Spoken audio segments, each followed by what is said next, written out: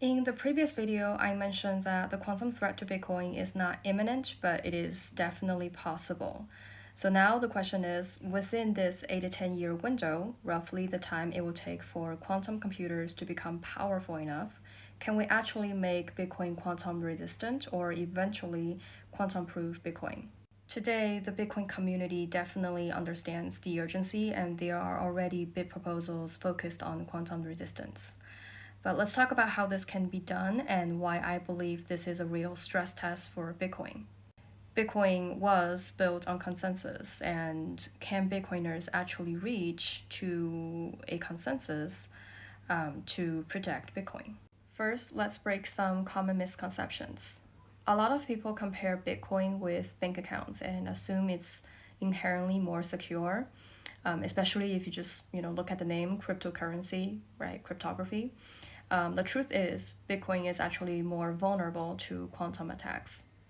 In 2022, the Biden administration issued National Security Memorandum 10, directing federal agencies to prepare for post quantum cryptography migration, with a target around 2035. And the same year, NIST selected algorithms for standardization, including Crystal's Kyber, Crystal's Dilithium, and others like Spinix Plus and Falcon.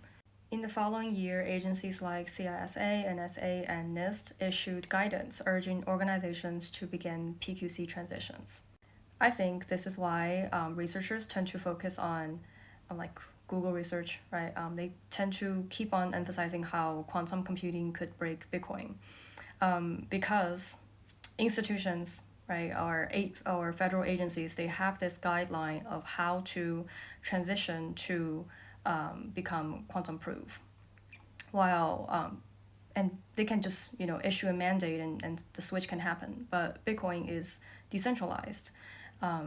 With that means the upgrading will be far more difficult.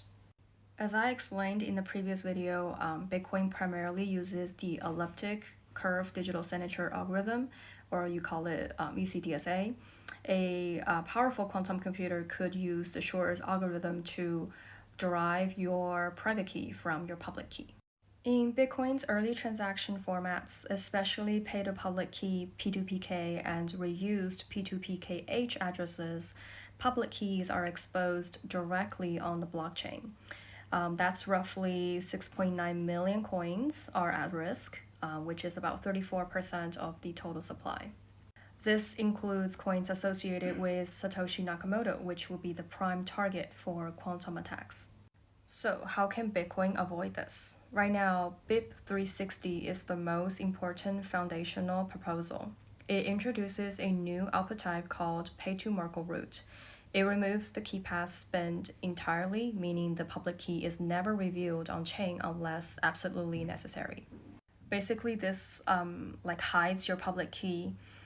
Since your public key is never exposed, how can they derive your private key from your public key?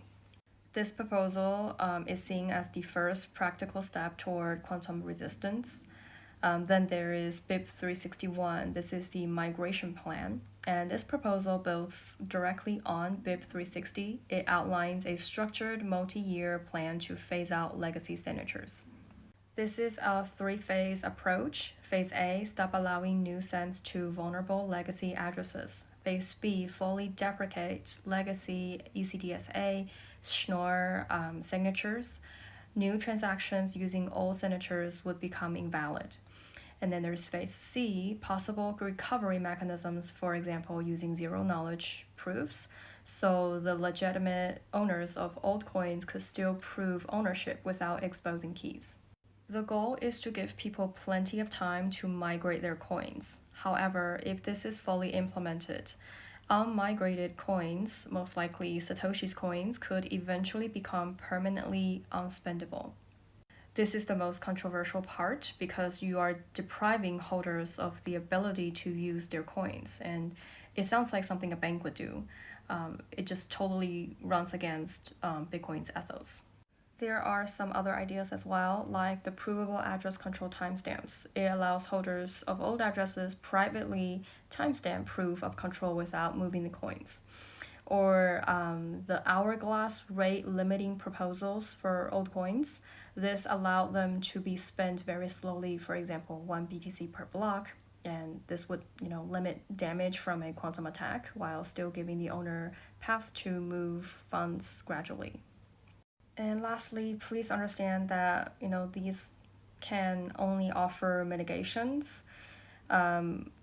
Eventually, you want to fully quantum proof Bitcoin for permanent security. And to do that, we likely to use a soft fork, and we probably would add the post quantum signatures, which I talked about, like the Sphinx Plus or the Lithium.